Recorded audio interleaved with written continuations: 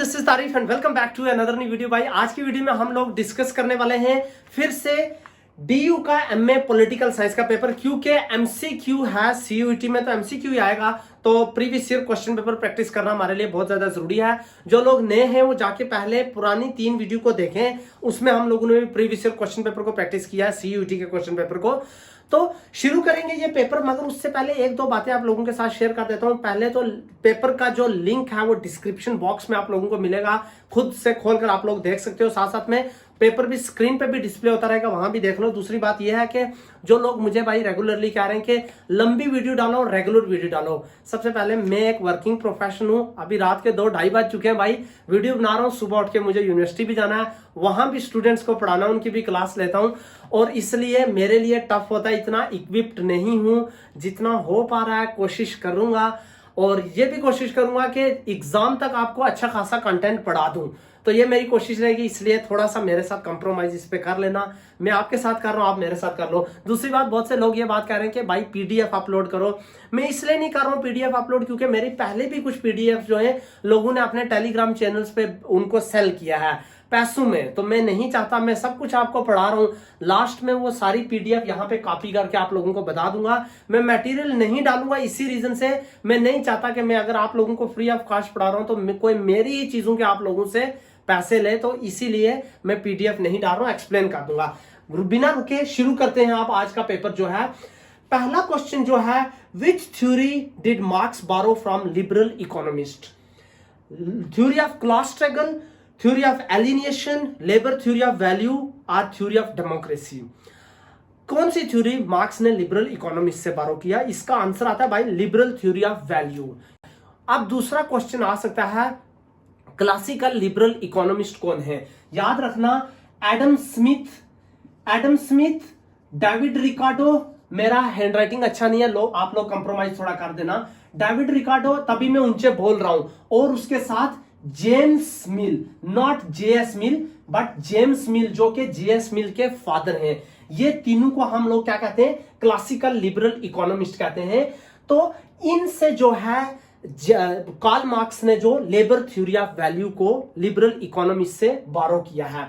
अब liberal economist theory क्या है, अगर आप लोगों को आता है, ये क्वेश्चन भी लिबरल इकोनॉमिस्ट से कुछ ना कुछ क्वेश्चन तो आते ही आते हैं। लिबरल इकोनॉमिस्ट ये बात कहते हैं भाई, लेबर थ्योरी ऑफ वैल्यू ये बात कहती है, लेबर थ्योरी ऑफ वैल्यू क्या है? लेबर थ्योरी ऑफ वैल्यू ये बात कहती है कि जो product, value of product should be equal to number of labour hours required to produce that product.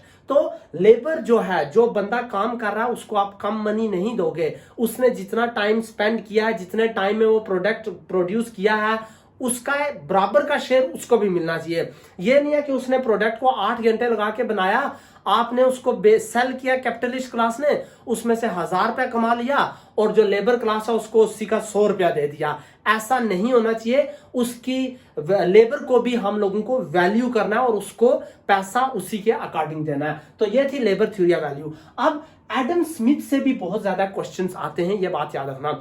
Adam Smith में क्या चीजें पूछी जाती हैं? एडम स्मिथ ने एक बहुत ही पॉपुलर बुक लिखी थी, जो बहुत सारे जो लोग एमसीक्यू सॉल्व करते हैं उनको पता होगी, wealth of nation. Wealth of nation जो है एडम स्मिथ की एक बहुत ही ज्यादा कॉमन बुक है। उसके बाद एडम स्मिथ के कुछ और कॉन्सेप्ट हैं, जैसे एक बहुत कॉमन कॉन्सेप्ट जो पूछा जाता है एग्जाम में, इनविजिबल हैंड। इनविजिबल हैंड वो कहते हैं, इनविजिबल हैंड। उन्होंने एक थ्योरी लिखी थी, theory of moral sentiment, right? Theory of moral sentiment ये भी पूछा जाता है। थ्योरी ऑफ मॉरल सेंटिमेंट में जो था, एडम स्मिथ ने अपना एक कॉन्सेप्ट लिखा था, इनविजिबल हैंड। तो वेल्थ ऑफ नेशन भी एडम स्मिथ ने लिखा है, इनविजिबल हैंड भी एडम स्मिथ ने लिखा है। उसके बाद एडम स्मिथ ने थ्योरी ऑफ मॉरल सेंटिमेंट भी लिखा है, और एक बहुत ही इंपॉर्टेंट थ्योरी है, theory of absolute advantage. Theory of absolute advantage भी जो है एडम स्मिथ ने लिखी है। उसके साथ साथ एडम स्मिथ को, ये तो आप सब लोगों को पता है, फादर ऑफ इकोनॉमिक्स और फादर ऑफ कैपिटलिज्म भी कहा जाता है, राइट? तो एडम स्मिथ, डेविड रिकार्डो और जेम्स मिल जो है क्लासिकल लिबरल इकोनॉमिस्ट हैं, और इनसे जो है मार्क्स ने लिबरल थ्योरी ऑफ वैल्यू को लिया है। नेक्स्ट क्वेश्चन पे मूव करते हैं। Which thinker made the following statement that the unequal should be given to equals and the unlike to those who are like is contrary to nature. ये किसने दी है definition, और इस डेफिनेशन के पीछे एक हिस्ट्री है भाई जो आप लोगों को पता होनी चाहिए. ये डेफिनेशन एरिस्टोटल ने दी है, मार्क्स ने दी है, प्लेटो ने दी है या मैकियावेली ने दी है. याद रखना ये डेफिनेशन एरिस्टोटल ने दी है. एरिस्टोटल एक बहुत ही फेमस डेफिनेशन लिखते हैं इक्वालिटी पे, जिस पे वो लिखते हैं कि equality is treating equal equally and unequal unequally. उसका ये मतलब हो गया, एरिस्टोटल कहते हैं कि सोसाइटी में हर बंदा एक जैसा नहीं है. There is inequality in society. कोई पर्सन फिजिकली डिसेबल्ड है, कोई पर्सन फिजिकली बहुत ज्यादा फिट है, कोई पर्सन रिच है, कोई बहुत ज्यादा पुअर है, और वो कहता है नेचुरली भी कुछ पर्सन जो हैं वो इनइक्वल बॉर्न हुए हैं. तो अगर हम सबको इक्वली ट्रीट करना स्टार्ट हो जाएंगे तो ये एक गलत हो जाएगा, विच मीन्स कि हम इक्वालिटी के नाम पे इनइक्वालिटी ब्रीड कर रहे हैं. तो एरिस्टोटल कह रहा है कि इसलिए सब अगर इक्वल नहीं है तो हमें भी इक्वल ट्रीटमेंट करेंगे तो वो काम नहीं चलेगा, अनइक्वल ट्रीटमेंट करनी पड़ेगी अनइक्वल लोगों के लिए. फॉर एग्जांपल एक ले लेते हैं, छोटी सी एग्जांपल आपको समझा रहा हूं कि 1 2 3 4 5 लोग जो हैं ये रेस दौड़ रहे हैं. एक रेस अगर ये कर रहे हैं तो हम इनमें से जो थर्ड पर्सन है वो फिजिकली डिसेबल्ड है, पर्सन विद डिसेबिलिटी है, उसकी टांग में कुछ प्रॉब्लम है, और हम सबको कह रहे हैं आपको यहां से ही स्टार्ट करना और यहां पे पहुंचना है. तो दैट मीन्स ये सब 4 लोग तो फिजिकली फिट हैं, ये 4 लोग इक्वल हैं, बट ये तीसरा पर्सन इनके इक्वल नहीं है. तो अगर हम सब के लिए जो स्टार्टिंग पॉइंट सेम रख रहे हैं तो हम इनजस्टिस, फिर से इनइक्वालिटी क्रिएट कर रहे हैं, क्योंकि ये नेचुरली ही अनइक्वल हैं, सारे इक्वल नहीं है. तो इसलिए एरिस्टोटल कहते हैं ये अगर नेचुरली ही अनइक्वल है तो आप भी इनको अनइक्वली ट्रीट करो, विच मीन्स आप इस पर्सन को ये कहो कि इन 4 लोगों को यहां तक पहुंचना है और तुझे यहां तक पहुंचना है, इसलिए तेरा यहां तक पहुंचने को कंसीडर किया जाएगा यू वन, और इनका यहां तक पहुंचने को कंसीडर किया जाएगा they one. That is why if they are naturally not equal, don't treat them equal, treat unequally and equal as equally. This is the definition which is given by Aristotle. तो इसको याद रख लेना, ये theoretical definition है, इसलिए थोड़ा इस तरह से एक्सप्लेन करना पड़ रहा है मुझे भी. नेक्स्ट बहुत ही इंपॉर्टेंट मैच आया है जिसको हमने कल की क्लास में भी पढ़ा था भाई. जब मैच करना है लिस्ट 1 और लिस्ट 2 को. कंटिजेंट फाउंडेशन किसका है, जेंडर एज परफॉर्मेंस किसका है, कल्चर इंडस्ट्री किसका है, कॉस्मोपॉलिटन डेमोक्रेसी किसका है. इसमें मैं सबसे पहले एक क्वेश्चन को पॉइंट आउट करूंगा जो है जेंडर एज परफॉर्मेंस. जेंडर के बारे में और परफॉर्मेंस के बारे में मैंने आपको कल की वीडियो जाके देखो. जेंडर, जूडिथ बटलर जो है वो फेमिनिस्ट हैं और वो जेंडर और परफॉर्मेटिविटी पे लिखते हैं. क्या है परफॉर्मेंस वो भी समझाऊंगा क्योंकि उसमें क्वेश्चन आता है, राइट. कंटिजेंट फाउंडेशन जो है वो लिखा है फ्रांसिस लॉयड ने, और जेंडर एज परफॉर्मेंस लिखा है जूडिथ बटलर ने. कल्चर इंडस्ट्री जो है वो थॉयड एंड्रोनो एंड मैक्स हॉर्किमर ने लिखा है. कॉस्मोपॉलिटन डेमोक्रेसी जो है डेविड हेल्ड जो है वो कॉस्मोपॉलिटनिज्म पे लिखते हैं. डेविड हेल्ड की एक बहुत फेमस बुक है जिसका नाम है democracy and the global order from modern state to cosmopolitan government, right. तो इसलिए अब जूडिथ बटलर जो है वो फेमिनिस्ट है और उनका बहुत ज्यादा आता है, वो परफॉर्मेटिविटी की बात करती हैं. क्या होता है परफॉर्मेटिविटी, जिसमें जूडिथ बटलर कहते हैं 2 कॉन्सेप्ट हैं, एक होता है सेक्स और दूसरा होता है जेंडर. और वो ये कहते हैं सेक्स क्या है, बायोलॉजिकल है, लाइक बायोलॉजिकल है, और जेंडर जो है वो क्या है, एक सोशली कंस्ट्रक्टेड थिंग है, जिसका मतलब जो है हम सोशली परफॉर्म करते हैं, आपको ये रोल अदा करना है. तो जेंडर एक सोशल कंस्ट्रक्शन है. For example womens are asked to be silent, quiet, right, emotional, sensitive, right, but men on the other hand is asked to be very courageous, बहुत ज्यादा बहादुर होना चाहिए, ब्रेव होना चाहिए, डिसीजन मेकिंग है. Womens are considered as indecisive, men are considered very aggressive, womens are considered very emotional, compassionate, sensitive. So ये role जो है वो कह रहे हैं कि जेंडर रोल जो है मेन और वुमेन को किसने असाइन किए हैं, सोसाइटी ने असाइन किए हैं मेन एंड वुमेन को जेंडर रोल, तो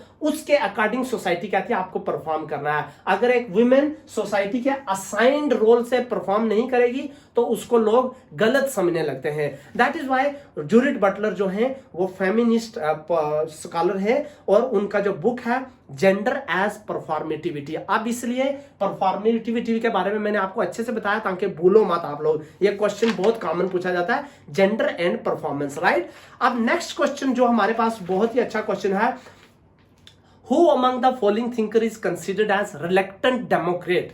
वर्ड याद रखो भाई, रिलेक्टेंट डेमोक्रेट, कौन सा थिंकर को हम लोग रिलेक्टेंट डेमोक्रेट कहते हैं। इसमें ऑप्शन है थॉमस हॉब्स को कहते हो, जॉन लॉक को कहते हो, जेएस मिल को कहते हैं या अलेक्सिस स्टॉकवेल को कहते हैं। तो इसका आंसर है वैसे जेएस मिल, बट क्यों है आंसर, और इसके साथ 3-4 क्वेश्चन और जुड़े हुए हैं जो आ सकते हैं आप लोगों को, मत भूलना। मिल का खाली एक ही कॉन्सेप्ट मत याद रख लो कि वो रिलेक्टेंट डेमोक्रेट है, हो सकता है अगले पेपर में रिलेक्टेंट डेमोक्रेट ना आए, दूसरे आ जाए, तो इसलिए जेएस मिल को हम लोग कहते हैं number 1, he is reluctant Democrat. दूसरी बात, जेएस मिल ने एक आइडिया को सपोर्ट किया है जिसका नाम है प्लूरल वोटिंग, राइट। इसको मत भूलना, प्लूरल वोटिंग को जेएस मिल सपोर्ट करते हैं। उसके बाद जेएस मिल ने एक और बहुत ही इंपॉर्टेंट कॉन्सेप्ट दिया, बहुत ज्यादा आता है भाई, बिल्कुल मत भूलना, टायरेनी ऑफ मेजॉरिटी। टायरेनी ऑफ मेजॉरिटी ये कॉन्सेप्ट जेएस मिल ने दिया है। और उनके जो बाप हैं जेम्स मिल, उन्होंने एक बहुत ही कॉमन अच्छी बुक लिखी थी, कंसिडरेशन ऑन रिप्रेजेंटेटिव गवर्नमेंट, जिससे मिल की लाइफ पे भी बहुत बड़ा इंपैक्ट डाला था। अब मिल क्या कहते हैं, why Mill, JS Mill is considered as a reluctant democrat, ये आप लोगों के लिए जानना जरूरी है। मिल कहते हैं कि जो डेमोक्रेसी है वो अच्छी है पढ़े हुए लोगों के लिए, वेस्टर्न और यूरोपियन नेशंस फिर भी एलिजिबल हैं डेमोक्रेसी के लिए, बट जो कॉलोनियल नेशन है, जो अफ्रो एशियन नेशन है, अफ्रीकन और एशियन नेशन है, वो डेमोक्रेसी के लिए एलिजिबल नहीं है। डेमोक्रेसी उन्हीं लोगों को दी जाती है जो मॉरली और रेशनली बहुत ज्यादा अपलिफ्ट होते हैं, जिनका रेशनलिटी अच्छा है, जिनके पास अच्छा रीजन है। जो एशियन और अफ्रीकन लोग हैं उनके पास अभी इतना रेशनलिटी और रीजन नहीं आया है, वो डेमोक्रेसी के लिए एलिजिबल नहीं है। इसलिए मिल कहते हैं अगर हम उनको डेमोक्रेसी दे देंगे तो वहां पे पढ़े लिखे लोग और रेशनल लोग इतने नहीं है, वो डेमोक्रेसी कभी भी मेजॉरिटी, टायरेनी ऑफ मेजॉरिटी में कन्वर्ट हो सकती है, राइट। ये चीज जो वो कॉन्सेप्ट देते हैं, डेमोक्रेसी टायरेनी ऑफ मेजॉरिटी में भी कन्वर्ट हो सकती है, ये वो कहां से कह रहे हैं। उन्होंने एक और पॉलिटिकल साइंटिस्ट थे जिनका नाम है, याद रखना ये नाम मत भूलना, बहुत कॉमन आता है और हो सकता है इस बार भी आएगा, अलेक्सिस स्टॉकवेल। अलेक्सिस स्टॉकवेल जो है एक और पॉलिटिकल फिलोसोफर हैं, उन्होंने एक बहुत ही इंपॉर्टेंट बुक लिखी है, डेमोक्रेसी इन अमेरिका। मैं क्या कह रहा हूं, ये क्वेश्चन आता है। अलेक्सिस स्टॉकवेल ने एक इंपॉर्टेंट बुक लिखी है, डेमोक्रेसी इन अमेरिका, उसमें वो ये डेमोक्रेसी के बारे में बहुत कुछ बताते हैं। वहां से जेएस मिल भी सीखते हैं और उसके बाद एक्सप्लेन करते हैं, तभी कहते हैं कि डेमोक्रेसी में कंसीडर करूंगा बट ओनली वेस्टर्न नेशन के लिए, वहां पढ़े लिखे लोग हैं और हर पढ़े लिखे पर्सन को प्लूरल वोटिंग दिया जाएगा, जो अनपढ़ होगा उनको सिंगल वोटिंग, राइट। तो प्लूरल वोटिंग का कंसेप्ट है, इसीलिए जेएस मिल कहते हैं कि जो अगर आप अफ्रो एशियन कंट्री में दे दोगे तो वहां पर पढ़े लिखे लोग इतने नहीं है, रीजनेबल भी नहीं है, रेशनलिटी भी नहीं है, मॉरली भी गुड नहीं है, तो वो डेमोक्रेसी को टायरेनी ऑफ मेजॉरिटी में बना देंगे। इसलिए मिल ये बात कहते हैं कि अफ्रो एशियन लोगों के लिए हम लोगों को क्या देना है, बेनेवोलेंट डेस्पोटिज्म। इस कॉन्सेप्ट को बिल्कुल मत भूलना भाई, वो कहते हैं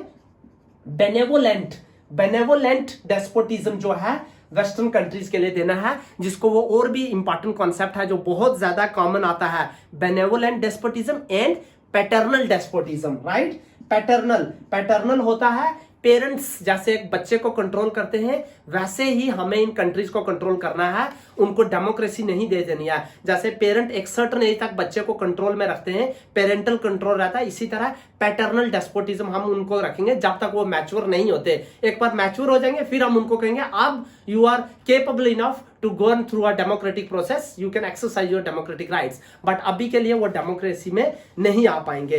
दैट इज वाई ये कॉन्सेप्ट इंपॉर्टेंट है। मिल एक रिलेक्टेंट डेमोक्रेट थे, रिलेक्टेंट का मतलब हो गया अनविलिंग थे कि सबको डेमोक्रेसी दी जाए, राइट। नेक्स्ट क्वेश्चन को पढ़ते हैं। emergence of constitution is associated with which of the following. Constitution का emergence किसके साथ एसोसिएट किया जाता है? emergence of contract between rulers and ruled, greater agriculture productivity, increasing theocracy, the emergence of totalitarianism.